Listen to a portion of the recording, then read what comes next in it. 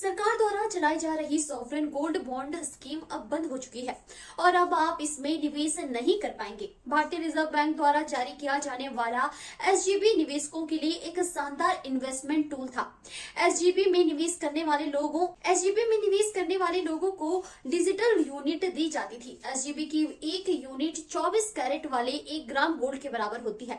इसमें निवेश करने के 2 फायदे थे। एसजीबी के तहत निवेश करने पर आपको मैच्योरिटी के समय सोने की कीमत के हिसाब से वैल्यू मिलती थी।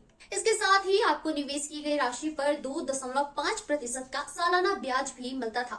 एसजीबी तो बंद हो चुका है, लेकिन अगर आप गोल्ड में निवेश करना पसंद करते हैं तो आपके पास अभी भी कई ऑप्शन उपलब्ध है। यहाँ हम आपको गोल्ड में इन्वेस्ट करने के लिए अलग अलग इन्वेस्टमेंट टूल्स के बारे में बताएंगे। फिजिकल गोल्ड के जरिए सोने में निवेश करना सबसे आसान है। अगर आप सोने में निवेश करना पसंद करते हैं तो आप गोल्ड कॉइन, गोल्ड ब्रिक्स या फिर ज्वेलरी में भी निवेश कर सकते हैं। लेकिन अगर आपको सिर्फ और सिर्फ इन्वेस्टमेंट के उद्देश्य से सोना खरीदना है तो गोल्ड ब्रिक्स या गोल्ड कॉइन ही बेस्ट ऑप्शन है। गोल्ड ईटीएफ ऐसे फंड है जो खास तौर पर सोने में निवेश करते हैं।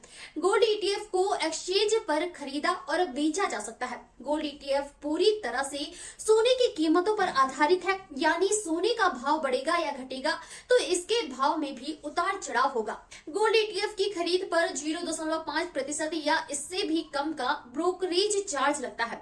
गोल्ड ईटीएफ की एक यूनिट 1 ग्राम सोने के बराबर होती है। गोल्ड म्यूचुअल फंड, भारतीय निवेशकों के पास गोल्ड म्यूचुअल फंड्स में भी निवेश करने का ऑप्शन है। गोल्ड म्यूचुअल फंड एक ओपन एंडेड फंड है जो गोल्ड ईटीएफ में इन्वेस्ट करते हैं।